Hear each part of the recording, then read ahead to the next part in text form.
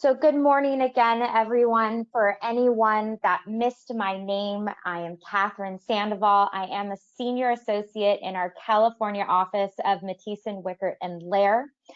So this is going to be an overview covering many topics about California workers' compensation subrogation. And I honestly wish I could cover every single topic in depth.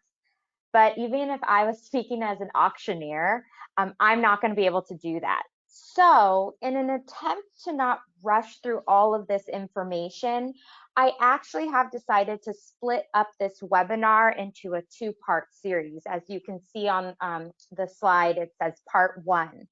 And this enables me to cover more information and a little bit of that information more in depth. And I will go over part 2 and what we'll be discussing there at the end of this session. So let's dive on in.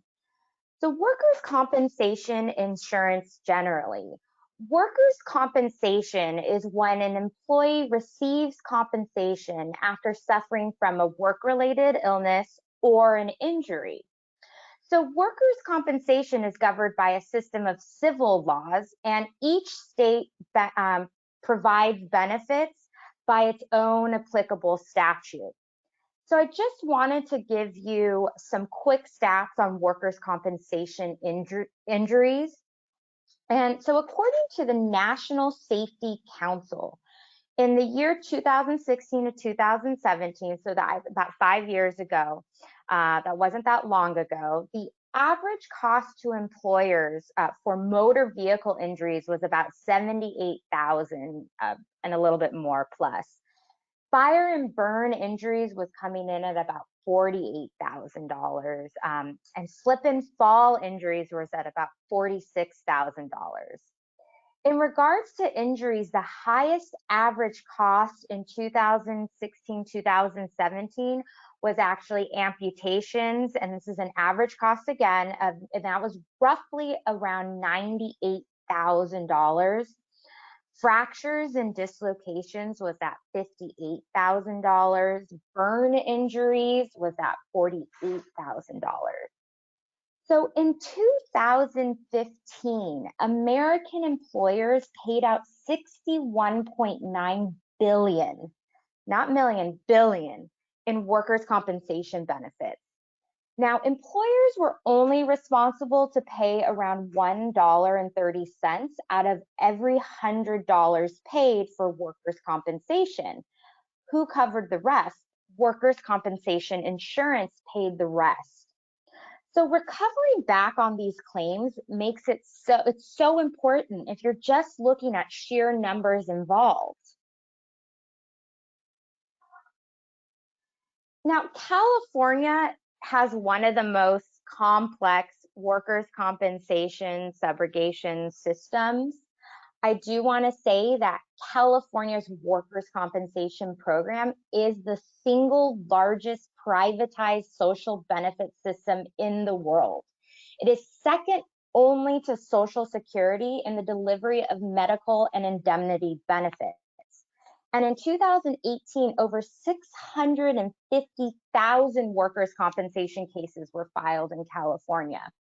So you can imagine why workers' compensation subrogation is so important.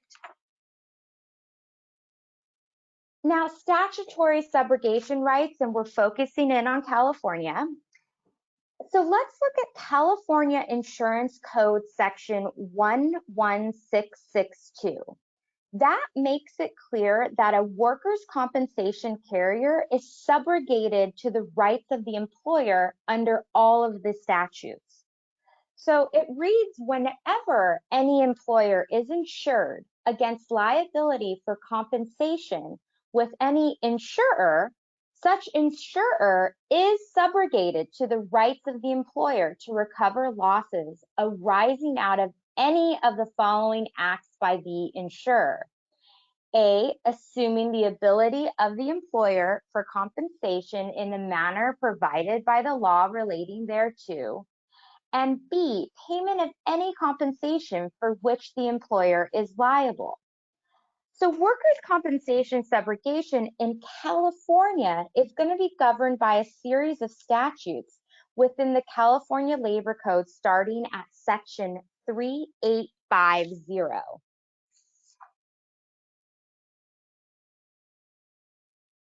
So let's start with California Labor Code section 3850. Now, one may ask, well, how does a carrier have subrogation rights? And this is actually where we want to look at California Labor Code section starting at 3850B.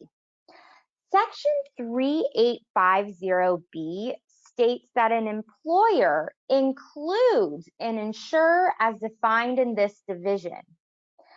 And you would actually be surprised to know that there are many defense counsels that are unaware of this definition.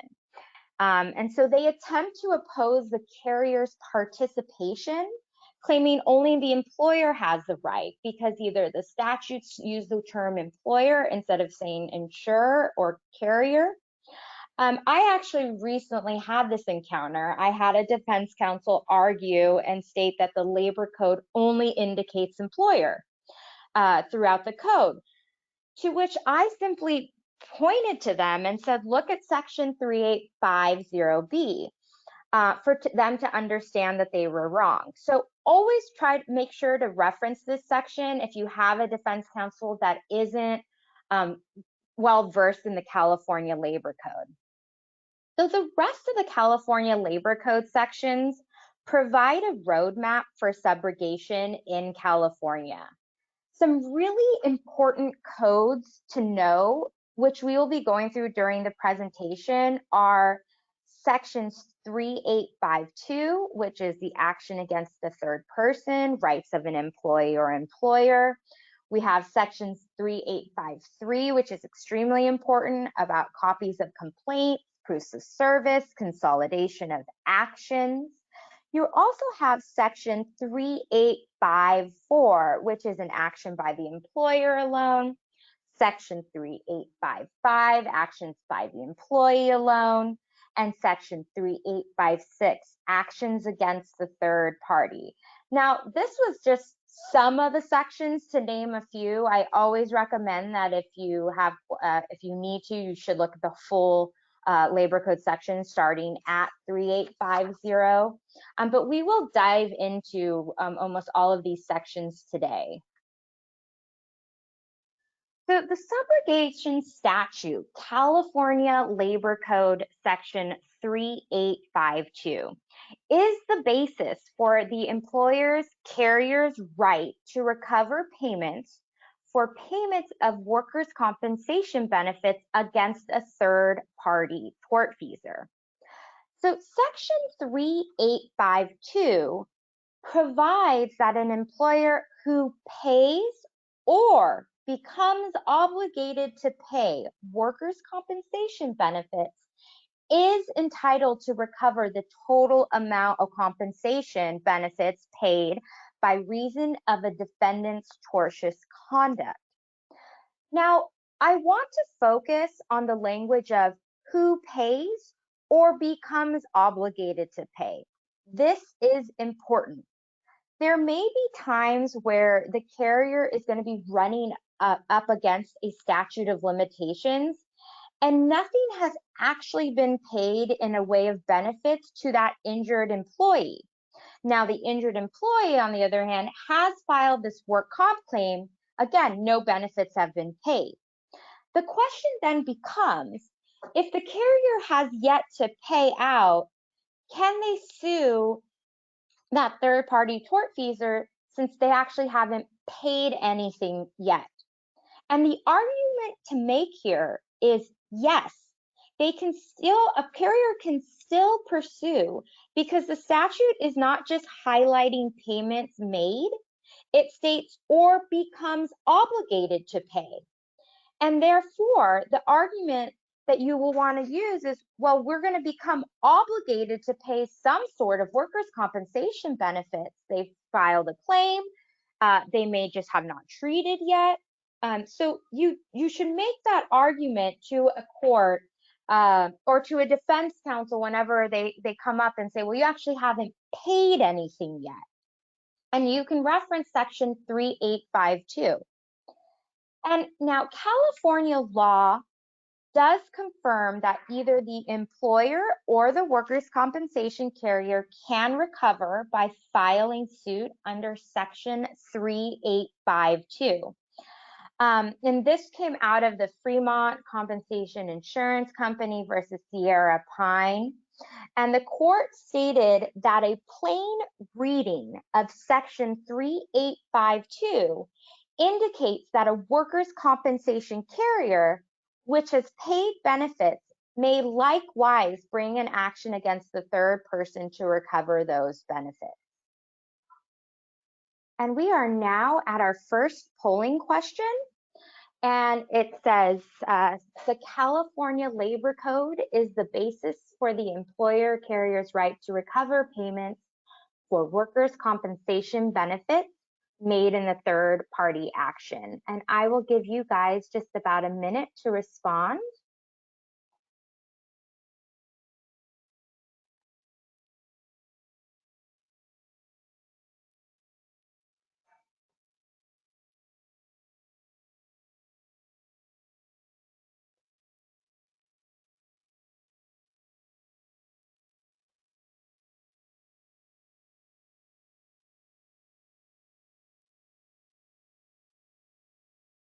All right, it looks about 80% have voted. Just give it a little bit longer. Try to get that 90% in before I move on. All right, wonderful. Well, the answer is true.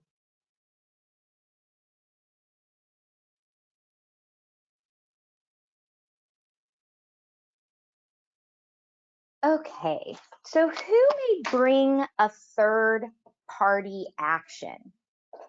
The first thing that I want to address here is, what is a third party action? A third party action is the civil suit. Why is that important? Why am I bringing that up? Well, in most cases, you're going to have the injured employee having that workers' compensation case against their employer. And this is going to be handled in a different arena. It's known as the WCAB, the Workers' Compensation Appeals Board. That employee will most times have hired a workers' compensation attorney to handle that portion. They're dealing with the employer, receiving benefits. The flip side is the employee also may want to sue the party who injured him or her for other damages that they've suffered that aren't covered under the workers' compensation. The person the employee is going to sue is called the third party, also known as a tortfeasor. So throughout this presentation, you may hear me reference it as a third party or the tortfeasor or the defendant. And again, this type of action is going to be done in the civil arena, and it's known as this third party lawsuit. So it is always important when you're attempting to verify if the employee has counsel to know what type of counsel we're looking for. When I call a workers' compensation attorney, I will ask and confirm that they are counsel for the workers' compensation claim. And then I verify if they're also counsel for that third party suit. Most of the time they are not. Sometimes they can be, and that's allowed, where they dual as both the workers' comp attorney and the plaintiff's attorney, civil third party attorney. So what you want to ask an employee is someone representing you in, and they'll probably know it as, if you say personal injury case, they'll equate that hopefully to the third party action, the civil suit. They may again tell you yes and give you the workers' compensation attorney's name. That happens more often than not. I'll call the employee to confirm if they have representation, and they say, oh yes, and they give me a name, and then I call, and it's the work compensation attorney. So I typically will ask the workers' comp attorney if they're aware if the employee had hired counsel for the third party. Sometimes the workers' compensation attorney's firm actually has a personal injury side of it. And so another attorney within the firm will be handling that third-party action. And this is important. Why? Because if you're just relying on an employee stating that they have counsel for a third party and they may be mistaken and it's really the work comp attorney, and then you are relying and you may not verify that, and you rely that their counsel is going to file suit timely, you never verify it, you may run into the fact that you've blown your statute of limitations. So a suit has to be filed by either the employee or the carrier employer by the statute of limitations. So for personal injury wrongful death claims, it is a 2-year statute of limitations from the date of the injury. Important to note that there is no tolling of a statutes of limitations because the workers' compensation payment may be in the process of being made. So what I'm talking about there is if the workers' compensation claim is still open, meaning the employee is still treating, it doesn't toll that statute. You can still file your third-party action with an open workers' compensation claim stating the damages at that point in time of the filing. And you can always update the injuries. And most attorneys, plaintiffs, and defendants understand when you tell them that there's going to be more benefits to be paid since the claim is open. So you just keep updating them with the updated amount. So who can file? As I said, it's the employee or the carrier employer. And we're going to go into depth in a couple slides about filing suit.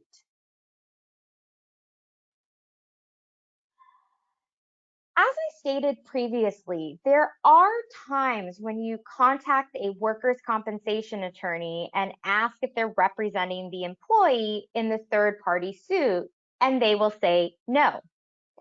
So you contact the employee and ask if they have counsel, and sometimes they will actually say, oh, no, I don't. And they ask if you, the carrier, can represent them. And actually, this is possible. It's called becoming a statutory trustee. If you become a statutory trustee for the employee, then you're going to be seeking in the suit the following 2 causes of action. The first cause of action is going to be for the recovery on the carrier's amount of compensation benefits paid to the injured employee. Well, that makes sense. That's your subrogation action for the amount of benefits that have been paid. The second cause of action is for the recovery as a statutory trustee for the employee's general damages. Now, this can be treated as separate matters for litigation that is in the discretion of the court.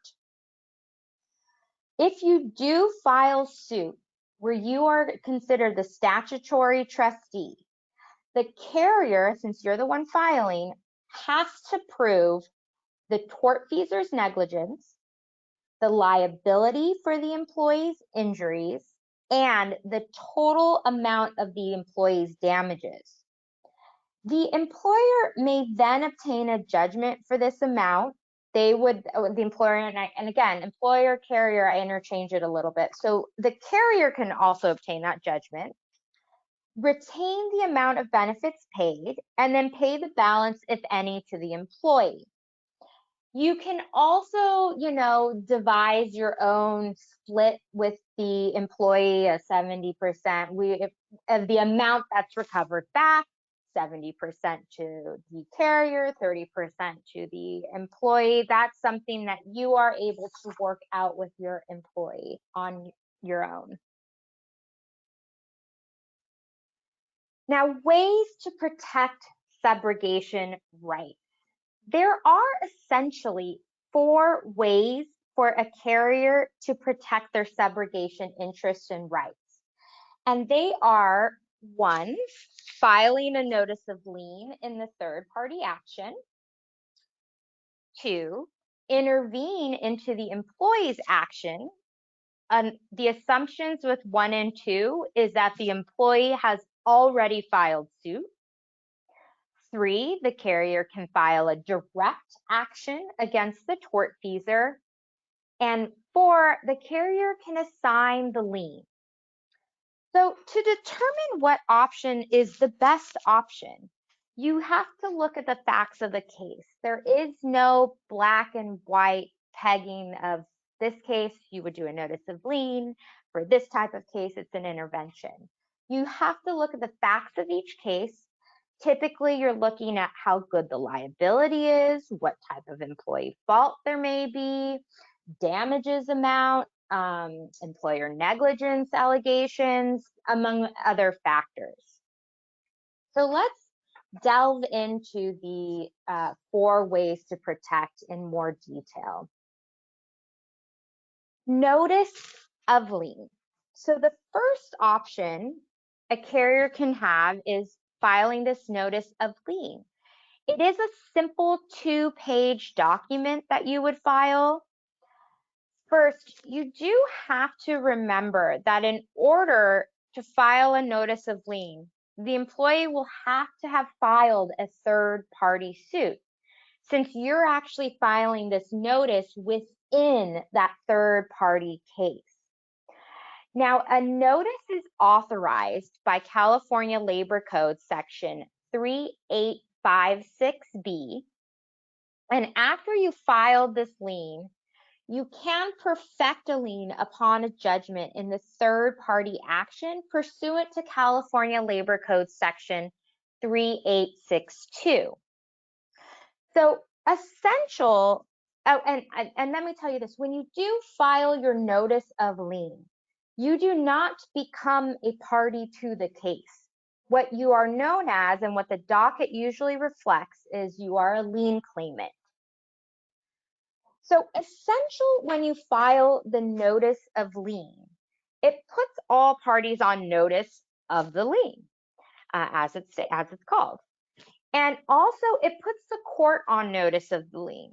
And because the court has been put on this notice, the court will need to address the lien, and this is usually after the entry of judgment. And that's great if the case ever gets to that entry of judgment point. As most of us know, cases don't get to judgment, they are settled prior to. So some pros about a notice of lien, well, legal fees are less. Since you are on the sidelines, you're not a party, you're not attending depositions, mediation, sometimes you don't need to attend that. If the defendant winds up being the prevailing party, the carrier is not liable for their costs. Great as well.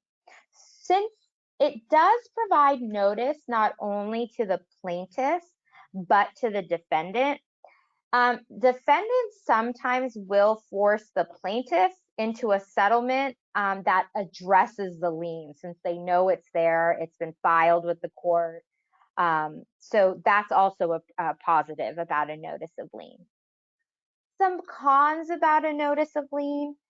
Well, if there's an allegation of employer fault within the answer, a lien's not going to be able to protect a carrier's rights. Also, another thing to note is that the lien will be reduced by a proportional share of the plaintiff's fees and costs. Typically, you're looking at about 1/3. It always depends. I know some plaintiffs' counsels also charge about 40%. And I will talk about attorney's fees and costs in part 2, one of the subjects I'll be talking about. So when to use? Well, typically you're going to want to use it when there's no employer fault allegations, maybe liability facts are weak. And again, that goes to if it winds up being that the liability facts are weak and defense might be the prevailing party, you're not going to be liable for those costs. Also, sometimes if it's a smaller file where it's not economically feasible to litigate the matter, that would be another time to possibly use a notice of lien. I will say it is considered the weakest form of protection. And that's due to the fact that in California, as some of you have heard, you can settle around the lien. And we will discuss that in just a little bit. Intervention. Intervention is a very good way and probably the most effective means to protecting a carrier's subrogation interest. This again is going to involve the employee having had filed a third-party lawsuit.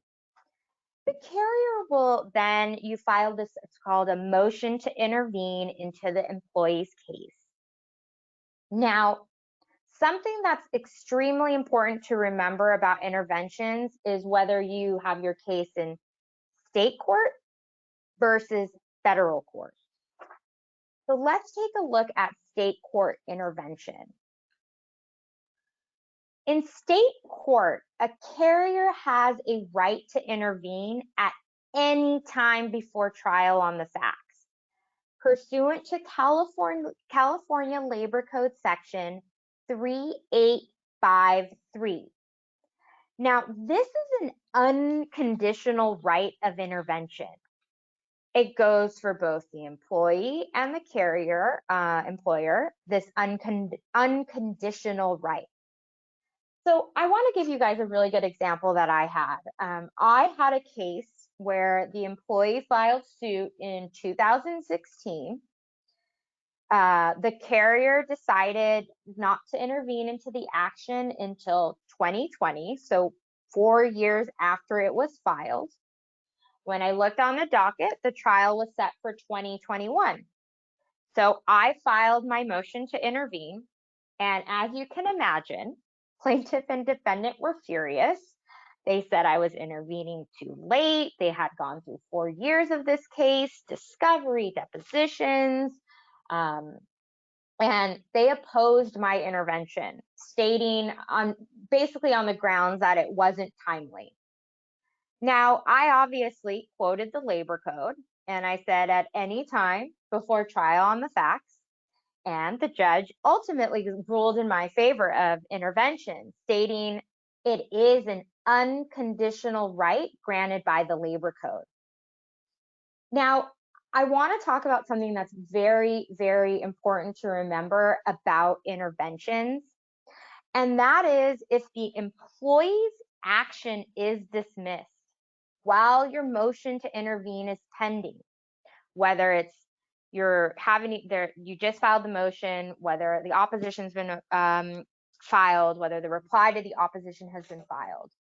And let's say while this motion to intervene is pending, plaintiff and defendant settle and the plaintiff dismisses their action, even though there's a pending motion. If a motion is pending, as I said, you're not considered an actual party to the action. It is not until the intervention is granted that you're considered a party. So very, very important to remember that. Now, let's talk about federal court intervention. So federal has two sorts of intervention as a matter of right or permissive. The Ninth Circuit developed a 4-part test to determine whether intervention of right is appropriate. And that 4-part test is as follows. The motion must be timely.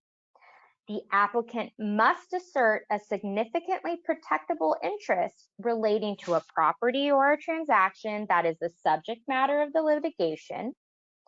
3, the applicant must be situated so that disposition of an action may as a practical matter impair or impede the interest. And the applicant's interest must be inadequately represented by the parties. Now, the requirement for intervention as a matter of right is interpreted liberally in favor of intervention. So that's a positive.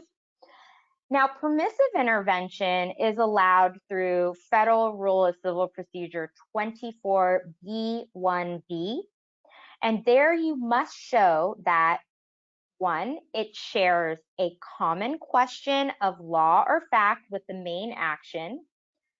2, its motion is timely. And 3, the court had an independent basis for jurisdiction over the applicant's claim. Now, if you heard, I kind of stressed motion is timely in both of those tests. And that's a thing you need to watch. In state court, as I said, it's any time before trial. Versus in federal court, the courts have tended to see how long the carrier has known about the action prior to intervening to determine timeliness. If courts don't reward a carrier if they've known about it and sit on it and don't intervene. So in addition, there has been discussion about whether a carrier's interest is adequately represented by the employee. It is more easily argued by a plaintiff's attorney that they are adequately representing the carrier's rights if they can show active participation with the carrier prior to the intervention. So some courts have found that, therefore, the plaintiff's counsel is adequately representing the carrier's rights due to this constant communication with the carrier during the pendency of the suit prior to this intervention. Of course, this argument can be stomached by some carriers and by me if there is no allegation of employer fault. But if there is an allegation of employer fault, it should be argued that a plaintiff is not going to be able to adequately represent the carrier's interests. And that's something that you really want to stress to the court about.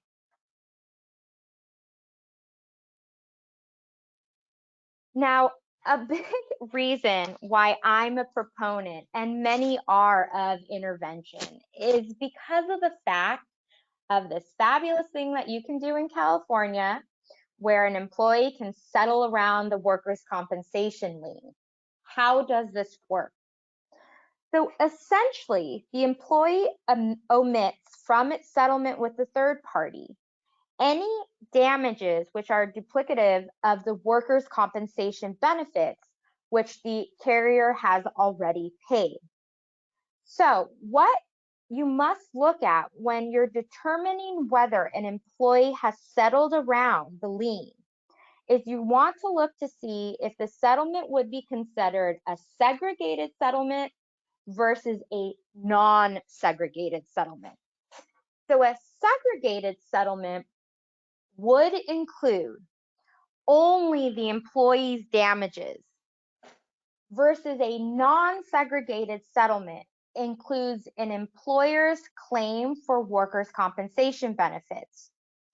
So if the employee has a non-segregated settlement, the carrier can recover against the settlement and is not required to pursue a direct action against the third party. That makes sense, right? A non-segregated settlement includes those workers' compensation benefits. So you should just be able to go after the settlement. Versus if the settlement is considered segregated, the carrier is unable to recover against that settlement.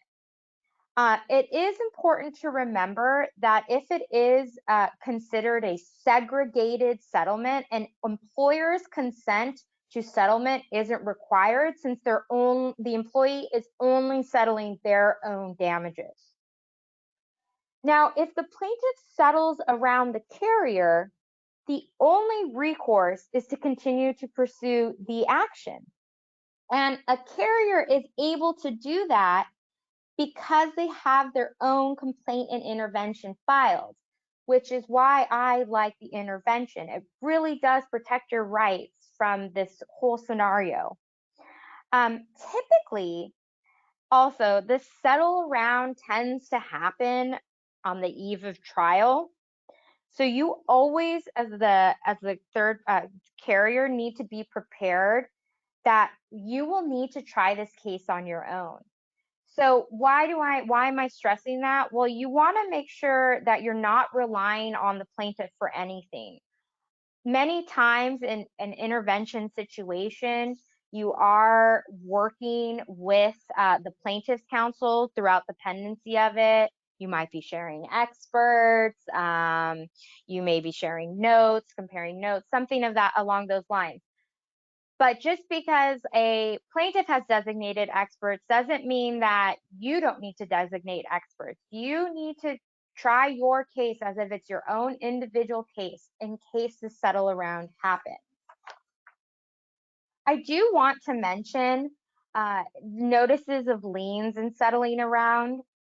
There is some authority that after a notice of lien is filed, if the employee settles around the workers' compensation carrier without giving proper notice to the carrier under Section 3859 and California Labor Code Section 3860, the carrier can file an action for imposition of a constructive trust on the settlement proceeds and for violation of statutory duty to give notice of the settlement.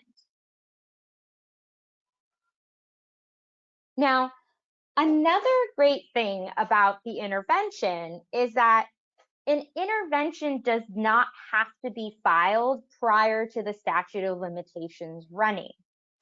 An intervention is allowable even after that statute of limitation period has run, so long as the employee has filed that underlying action against the third party within that applicable statute of limitations period. So what rights does an intervention give a carrier? Well, the carrier is going to have the same procedural rights and remedies as the employee and the third party. Now, I do want to bring up the pandemic.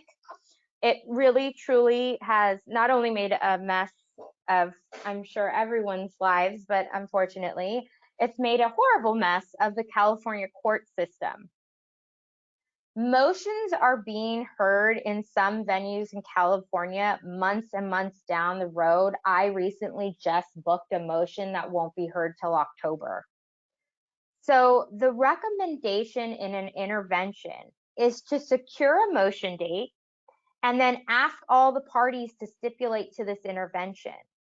I personally am inclined to telling the other parties that, look, especially if when you're in state court, and this is me talking about state court, that look, the courts would appreciate a stipulation. It's an unconditional right, overburdening the court with a motion when they're so backlogged as it is. Now, if plaintiff and defendant won't agree, I do attempt to file an ex parte to shorten the time to have my motion heard, especially if I am aware that the employee is trying to settle or the plaintiff's counsel is not cooperating. Again, because until my intervention is granted, I am not a party. Now, lastly, if there is an allegation of employer fault that has been pled in the answer, then you do, as a carrier, need to intervene in order to protect your subrogation right. We will go into depth on employer negligence and workers' compensation in part 2 of this webinar. Direct actions.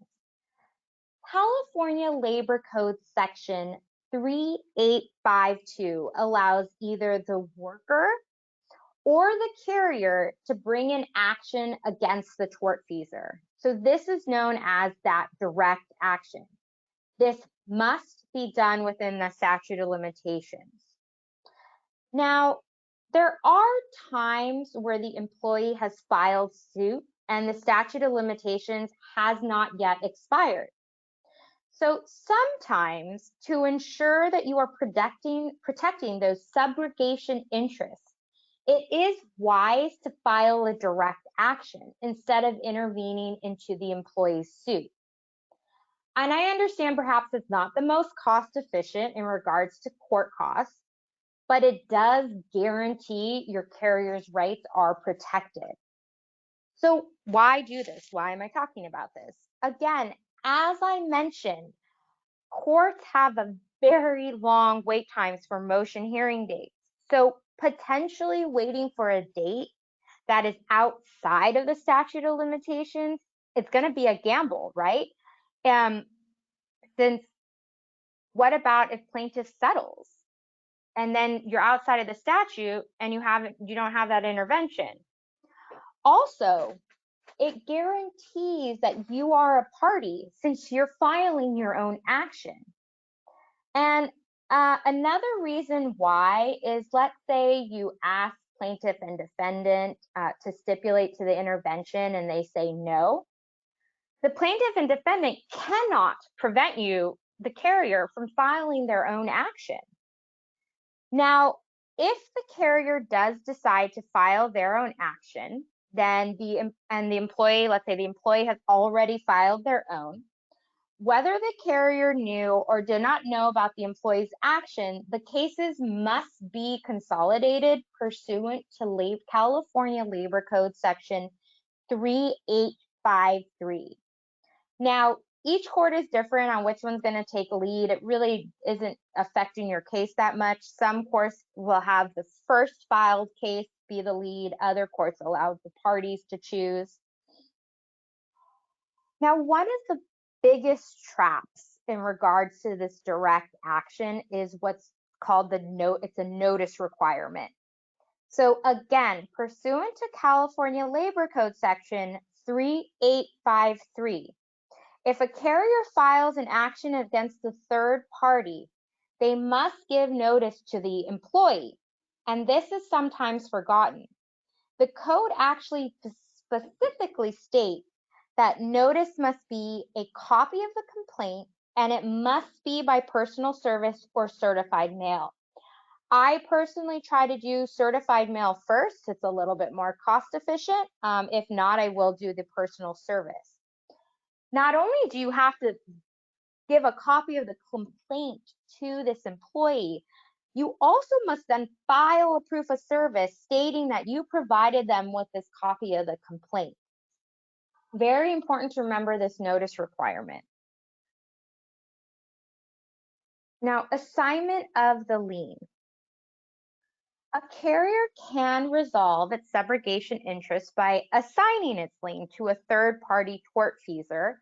It's in exchange for an immediate payment of a portion of its claim without a finding of employer fault. A third party who purchases and takes the assignment of lien from the carrier is entitled to deduct the full amount of the lien from the injured employee's damages verdict unless there's a finding of employer fault. So you're typically possibly assigning the lien when there's a liability issue, where potentially you may not get anything, so you'd rather get something.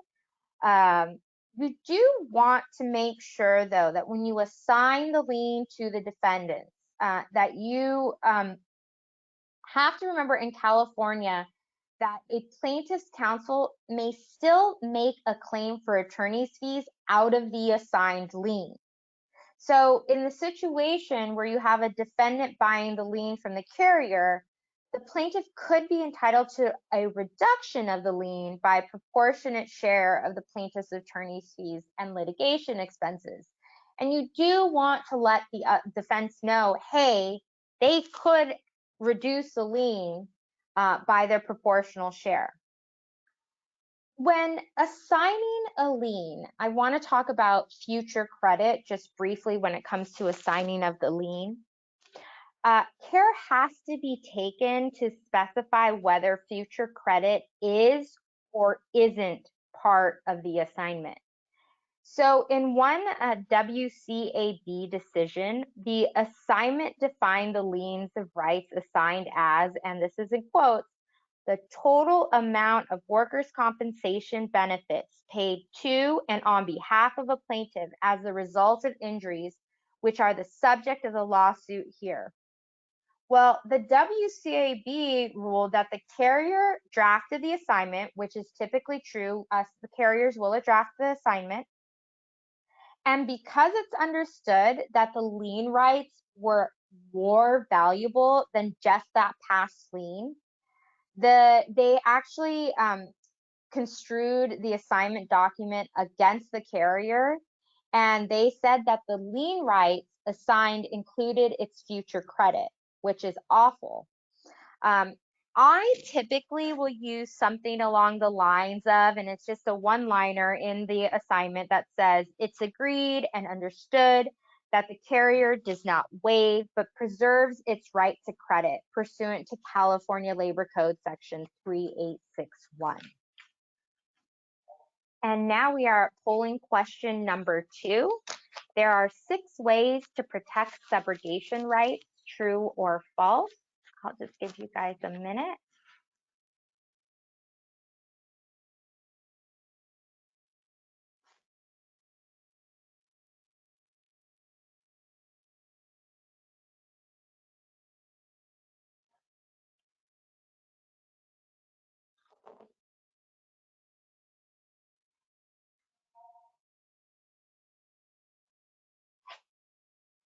All right.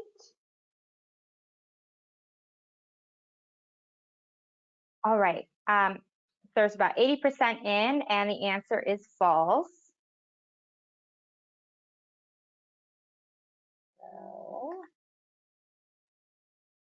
Now, let's talk about what workers' compensation benefits are recoverable. The workers' compensation carrier is entitled to recover the total amount of its expenditures for compensation and any other special damages, so such as salary, wages, pensions that are paid to the employee or his dependents. Now, if you look at California Labor Code section 3207, it defines compensation to include every benefit or payment conferred by Division 4 upon an injured employee. Now, if you further look at California Labor Code section 5001, that further defines compensation as the measure of the responsibility which the employer has assumed for injuries or death which occur to employees in his employment when subject to this division. So based thereon on those 2 sections, compensation is going to include medical and hospital expenses, applicant's medical and legal expenses, vocational rehabilitation expenses, disability indemnity payments, death benefits, and interest. And you'll see on the slide, there's the sections that relate to those expenses.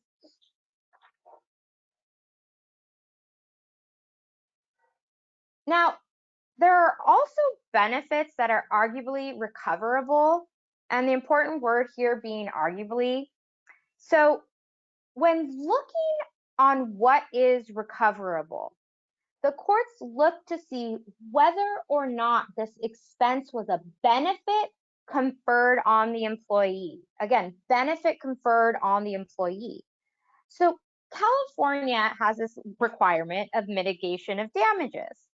The reasonable cost involved in mitigating damages is always going to be recoverable, provided it doesn't exceed the damages prevented or reasonably anticipated. So as we all know, there are many expenses that go into handling of a workers' compensation case. Besides paying these medical and indemnity benefits, you know, we're expending considerable amount of dollars for case management costs, medical bill audit fees, nurse case workers fees, and the like. And those additional costs are done in order to mitigate the amount of damages, right? That's the argument. Furthermore, in California Labor Code section 4610, that section actually requires the use of utilization reviews in independent medical review. Therefore, bill review charges, case management charges, utilization reviews, independent medical reviews should be recoverable, since it's part of the carrier's part in mitigating their own damages. Unfortunately, if you just heard me say earlier, I said the word should, but the issue being that do they confer a benefit on the employee or is it a benefit to the carrier? And for the most part, most courts have found that these benefits are a benefit more to the carrier than to the employee. Now, let's look at the services of a case manager fees. Services of a nurse case manager are reasonably required to cure or relieve the employee of his injuries as described in California Labor Code section 4600, and should therefore be recoverable. So in 2014, the WCAB issued a fabulous opinion in Patterson versus the WCAB, which clarified considerably the carrier's rights to recovery of nurse case manager fees in a subrogation suit. And the board stated that the provision of a nurse case manager is a form of medical treatment under California's Labor Code section 4600. So what you need to watch for, and what's most likely going to be litigated in is the case management, right? It's a collaborative process of the medical assessments, the bill audits, medical treatment reasonableness determinations. Now, medical examiner costs like the PQMEs, the QMEs, the AMEs, those are not done by a treating physician to the employee, but rather they're considered experts. So similar to an IME that you might have done. So many people argue that that is not a benefit conferred on the employee whatsoever.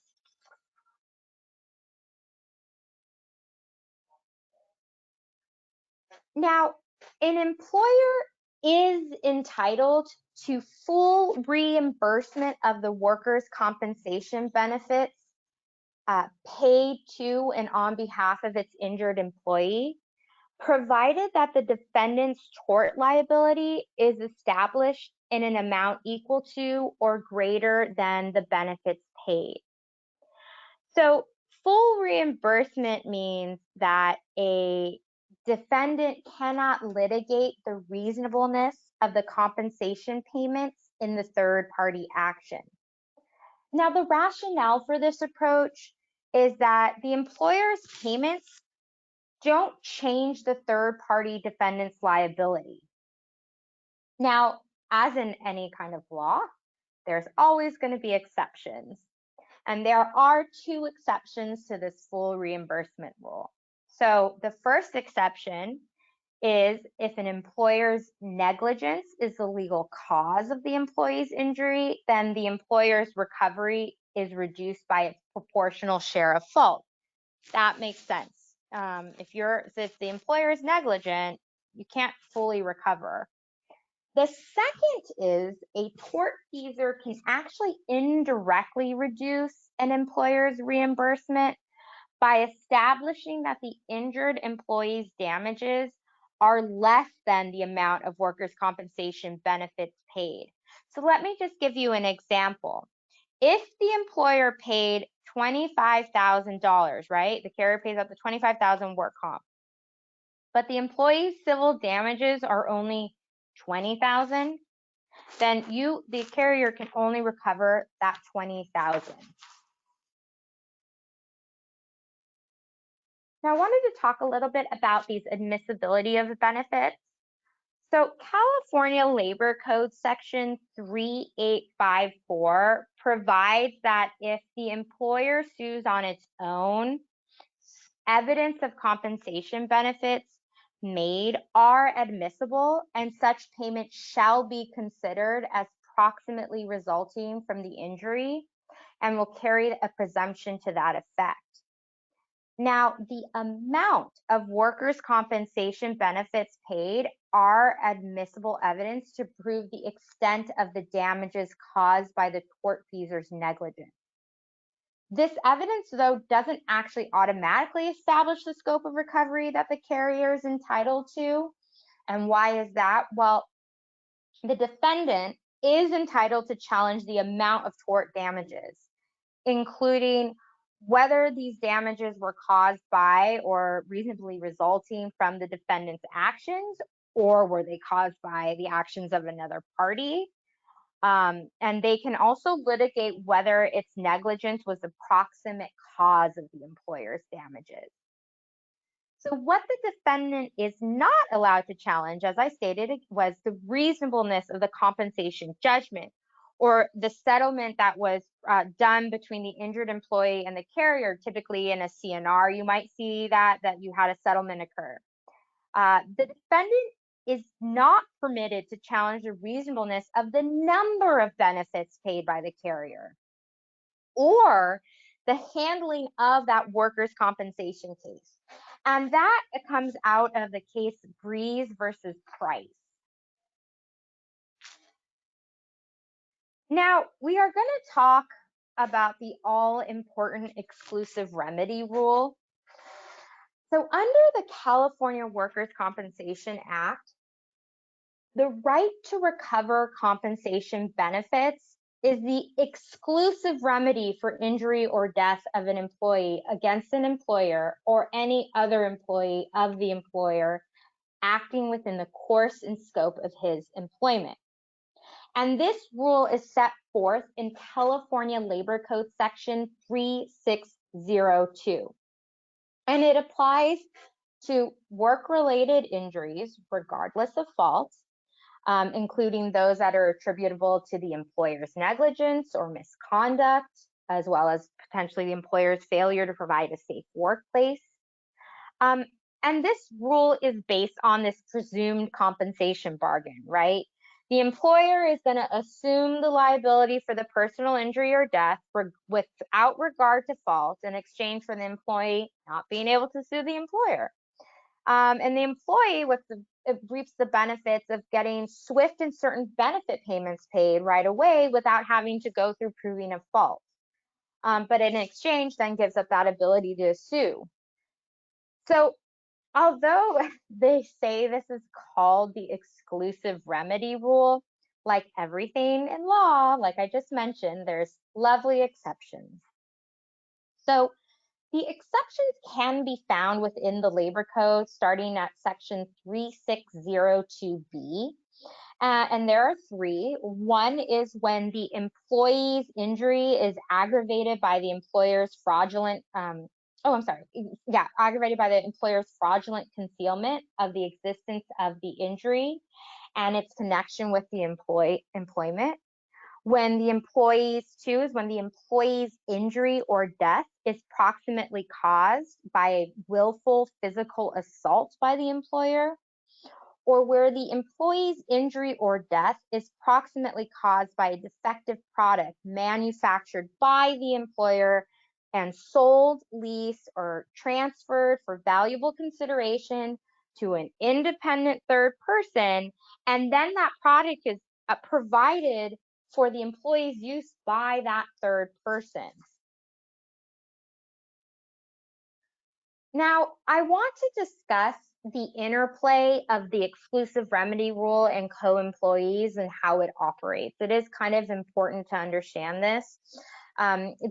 Generally, a carrier will not be allowed to recover from a co-employee unless that employee can recover against the co-employee.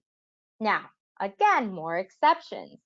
Labor Code section 3601 provides some exceptions here, and they are: one, when the injury or death is proximately caused by the willful and unprovoked physical act of aggression of the other employee; two, when the injury or the death is proximately caused by the intoxication of the other employee; and the third exception is if the co-employee was not acting within the course and scope of his employment when the injury occurred.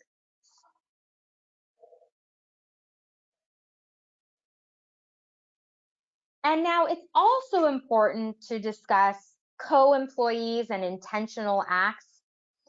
So there's a line of cases that clearly indicate that intentional torts are not part of the employer-employee bargain and negate the workers' compensation exclusive remedy rule. So if a co-employee assaults an employee, the injured employee can bring an action against the co-employee who causes that injury by a willful or unprovoked physical act of aggression. So where an employee is assaulted by a co-employee, the exclusive remedy rule will not apply. And this can be found in Labor Code section 3602B1. Well, the next question to ask is, can the employer then be held at fault and potentially be brought into a third-party action? And the answer is yes. When the employer has acted affirmatively by ratifying the assault of the employee by the co-employee. And employer ratification of the assault may be expressed or implied, and it's based on the employer's conduct. So it includes actually conduct which is inconsistent with any reasonable intention other than intending to approve or adopt the assault. So even a verbal assault, they have the Court of Appeals actually found constitutes physical assault. It was held that where an employee was verbally assaulted on the job by a co-employee and then later beaten up by that same co-employee away from work, that verbal assault at work was physical enough to constitute a physical assault, subjecting the co-employee to third-party liability. So again, that rationale here is that an intentional assault by an employer or its ratification is not an inherent risk or condition of employment. So closely related to the intentional act is this employer is found to have caused an employee's injury by its serious and willful misconduct. So to prevail on such a claim, an employee would have to prove that there was a violation of a safety order, that violation of the safety order was a proximate cause of their injury, that the employer or the employer's rep had knowledge of the dangerous condition, or that the condition making the safety order applicable was obvious, created a probability of serious injury, and that the failure of the employer or the employer's representative to correct the condition constituted a reckless disregard for the probable consequences. So if the employee can prove serious and willful misconduct of the employer is actually going to be awarded an additional 1/2 of all temporary and permanent disability, medical, and vocational rehabilitation benefits owed. One thing to remember is that this penalty is actually fixed by statute, California Labor Code section 4553. It is uninsurable and actually must be borne directly by the employer. So one exception to the exclusive remedy protection is when an employer fails to secure the payment of workers' compensation. In that case, an injured employee or his dependents can bring an action at law against against the employer for damages. Contractual indemnity. So an employer can be sued by the third-party defendant when it has contractually indemnified the tortfeasor in a third-party action. So California Labor Code section 3864 allows for contractual indemnity by a third-party tortfeasor against an employer, provided that the contract is signed by both parties prior to the injury. You typically see this in the construction world, and there are 3 basic types of indemnity clauses. There's the type 1 indemnity agreement, the type 2 indemnity agreement, and the type 3 indemnity agreement. Now, a type 1 indemnity agreement is one which expressly provides that the indemnitor is going to indemnify the indemnity for the negligence of the indemnity. This would be active negligence, versus type 2 indemnity agreements are usually agreements where the indemnity is indemnified for its own act of what's called passive negligence. Passive negligence is where there's a mere failure to act. And then you also have these type 3 indemnity agreements, which provides that the indemnitor is to indemnify the indemnity for any negligence, active or passive. It'll relieve the indemnitor from the duty to indemnify regardless of whether it was negligent in causing that injury or damage. I do want to note that in January 1st of 2013, amendments were made to the Labor Code section 2782 and 2782.05, and it does make type 1 indemnity agreements that purport to allow an indemnity to recover for its own negligence unenforceable in most construction contracts. I will say, though, that this new law that was enacted in 2013 doesn't affect contracts that were in existence before its effective date. Now, the previous slides focused on contractual indemnity and suing an employer. I do want to discuss contractual indemnity and how it can really be used by a carrier against a third party.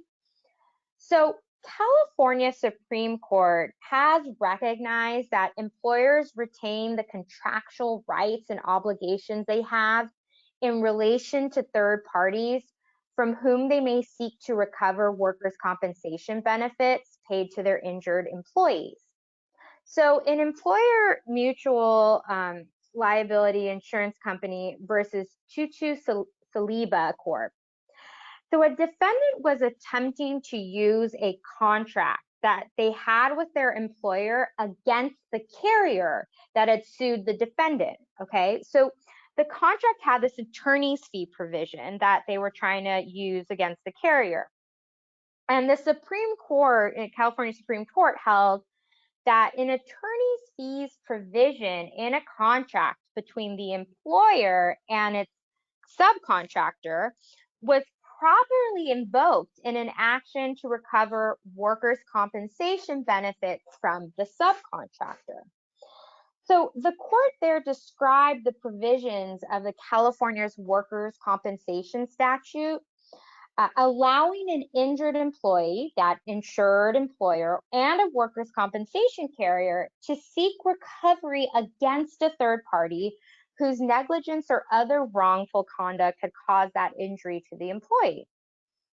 And that makes sense. But where the employer satisfies its obligation by purchasing workers' compensation insurance, the court there explained that the insurer assumes the employer's liability for paying compensation and has the option of taking on the employer's rights to recover from a responsible third party.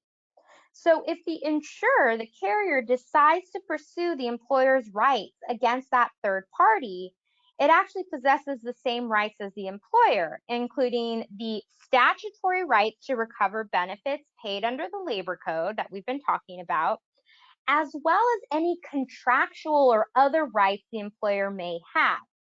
The court there found that because the insurer stands in the shoes of the employer, it is subrogated to the employer's additional rights and liabilities against that third party. And it includes any argument that the employer's recovery should be reduced by its own negligence. So in addition, the carrier should likewise therefore be subrogated, and it's benefited and bound by any contract that its insured had with a third party. So according to the court, imposing the contractual rights and liabilities of the employer on the insurance carrier does not interfere with the workers' compensation system. So instead, it simply adds this well-established principle of insurance law, right? By effectuating the employer's contract with the third party and imposing its terms on the insurer that sues in the employer's stead. So in there, they were allowed to use that attorney's fee provision against the carrier. Now, one thing I want to make sure that we remember here is that if you are trying to enforce an indemnity clause, courts will be looking at the intention of the parties, and it turns on contractual interpretation.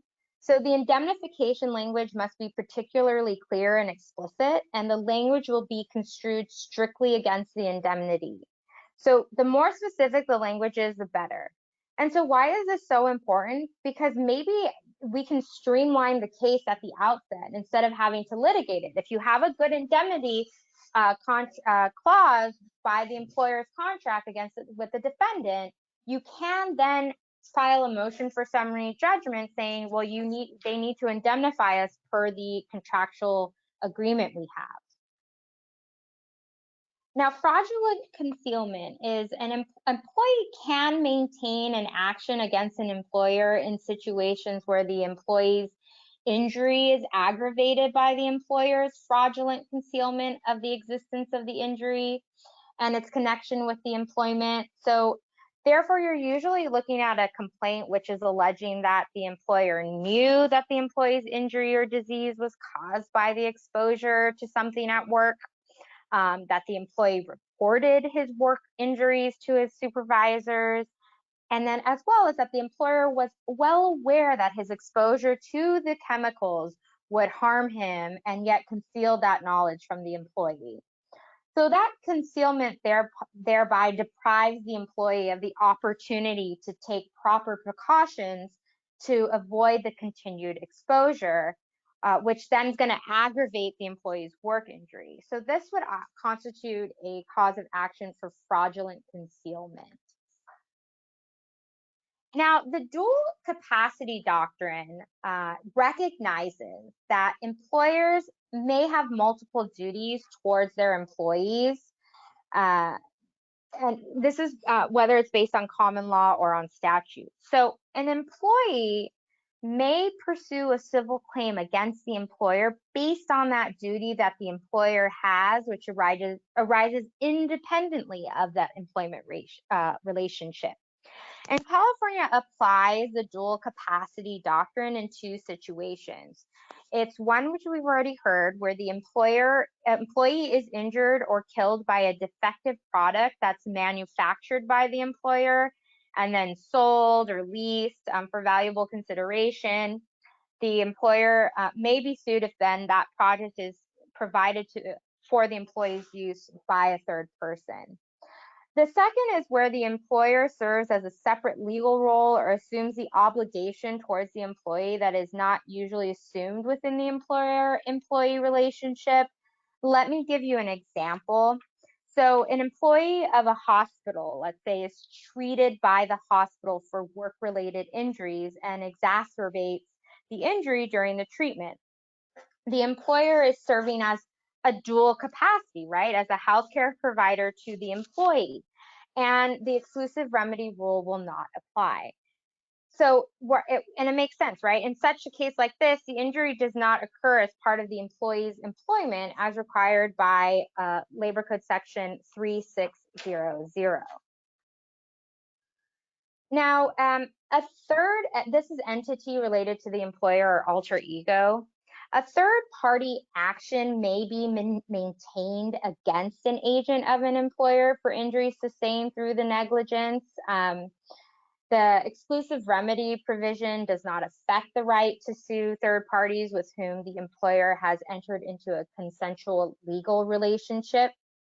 And there's this doctrine called the Gigax doctrine. It's a separate related entity, which includes possibly corporations, joint ventures, those parent companies, sister companies, that causes the injury to the employee may be considered a third party under some circumstances. So UM/UIM coverage. California law allows an uninsured motorist recovery to be reduced by the present value of an award under the Workers' Compensation Act. Although case law on the subject is actually quite sparse, the California Court of Appeals has declared that the amounts recovered by an employee from his employer's uninsured motorist coverage are not considered to be a recovery from a third-party tortfeasor. So the carrier is therefore not entitled to reimbursement or credit out of such amounts. So it appears that the workers' compensation carrier is not going to receive reimbursement on its lien or credit when the negligent third party is uninsured.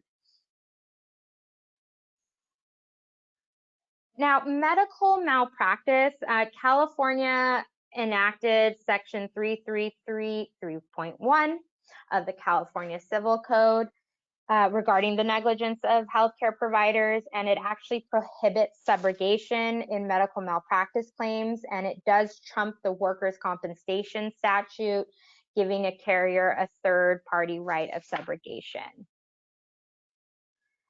Now, for legal malpractice, there is only one decision which exists regarding legal malpractice and subrogation, and it is Solis versus Spielman. And it does appear to deny that the carrier has a right to subrogation and or reimbursement out of the proceeds of a legal malpractice action. There are several conflicting WCAB decisions. There were two that held that the lack of duty owed by the employee's attorney to the carrier means that a legal malpractice third-party action cannot be pursued, versus there were two other WCAB decisions that held that that 3861 of the Labor Code includes proceeds from a fourth-party claim, legal malpractice bad faith claims filed by an employee.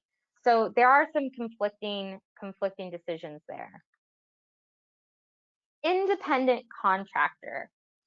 So as a general rule, if you employ an independent contractor, you are not going to be the one liable for the misconduct of the independent contractor or its servants while acting within the scope of the contract.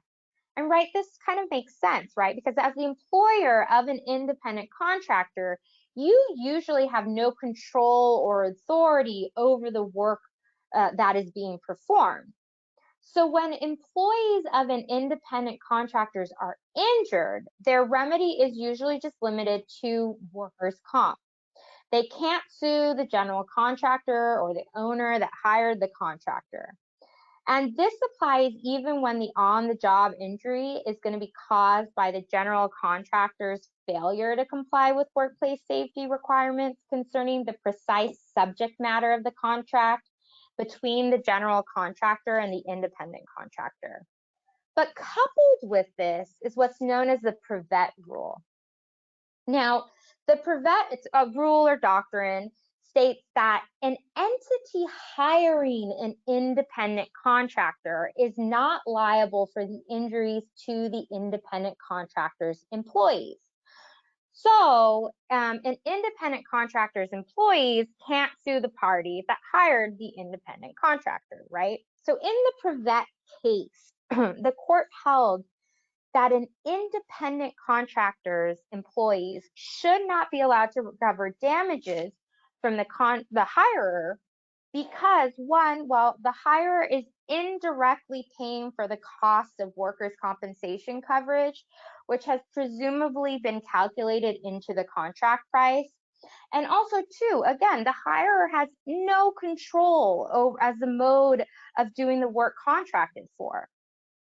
So it applies even, again, if the hirer fails to comply with workplace safety requirements concerning the precise subject matter of the contract between the hirer and the independent contractor, and the injury is alleged to have occurred as a consequence of that failure.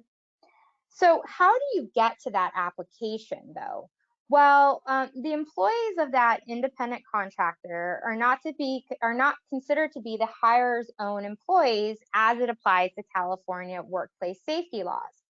So by hiring this independent contractor, the hirer implicitly delegates to the independent contractor any tort duty it owes to the independent contractor's employees to ensure safety of the specific workplace. And this implicit delegation is going to include any tort law duty the hirer owes to the contractor's employees. Now, as always, there are exceptions. There are 3 exceptions. There's the retained control theory to the prevent rule, and it's if the hirer retains control over the contractor's work, well, that and the exercise of that control affirmatively contributes to that injury, then of course you can go after the hirer. The second is a landowner's failure to warn an independent contractor about a latent or concealed pre-existing hazardous condition on its property. And then there's also the peculiar risk doctrine, and I'm going to talk about that just a little bit more. So the peculiar risk doctrine means a special recognizable danger arising out of the work itself. So a contractor or an owner who hires an independent contractor to perform work which is inherently dangerous can still be held liable for damages when the independent contractor causes injury to the others by negligently performing the work. So there's typically going to be 2 instances in which this liability will be imposed on the one hiring the independent contractor. And it's when it's inherently dangerous work is involved and no special precautions are taken or provided for in the contract in order to avoid the peculiar risk involved, or even when the peculiar special precautions are taken, having been advised to take these special precautions, the contractor or the owner ignores that advice, which could have been avoided if they followed that advice. So as it relates to the context of workers' compensation subrogation, it's all but dead, because even when the work performed by an independent contractor poses a special or peculiar risk of harm, that person who hired the independent contractor will not be liable for the injury if that injury arises from the independent contractor's collateral or causal negligence. Criminal restitution, well, any restitution paid to an employee is actually subject to reimbursement or subrogation claims by the carrier. You can also file a restitution claim as a carrier within the criminal proceeding. There's typically a restitution hearing in which they will award all the victims a certain amount of restitution. There's also another exception to the exclusive remedy rule, which is a power press exception. This exception is when the employer knowingly removes or fails to install a safety guard, which the manufacturer requires on a machine or a power press. You can find this exception in California Labor Code section 4558, and that's makes sense. So when you can proceed against a government entity in California, so when you're proceeding against a government entity, though, you have to follow the California's governmental tort claim statute. So one thing to note is that a subrogated carrier is entitled to use the tort claim notice filed by the plaintiff against the governmental entity to satisfy that carrier's claim filing requirement. But remember, if that employee does not file, the carrier has to file that tort claim notice if they want to pursue their own subrogation claim. And finally, so the death of an employee doesn't affect the liability of the employer to pay benefits. So if a wife or the beneficiaries do receive such benefits and they also sue in a civil action for wrongful death, the carrier's lien for the death benefits is actually reimbursable from the recovery. So pursuant to California Labor Code section 3851, a workers' compensation carrier paying death benefits is entitled to file a third-party action against the third parties which caused the death of the employee. So any amount recovered by the employee's dependents, the wife, from the third party is going to actually be subject to the carrier's right of reimbursement for compensation paid to the dependents due to this injury. All right, we're at our last polling question. An employer can never be sued due to the exclusive remedy rule, true or false?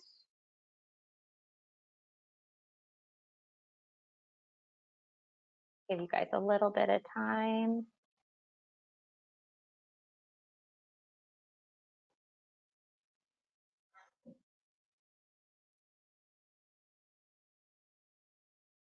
All right, wonderful. It is false, that is correct.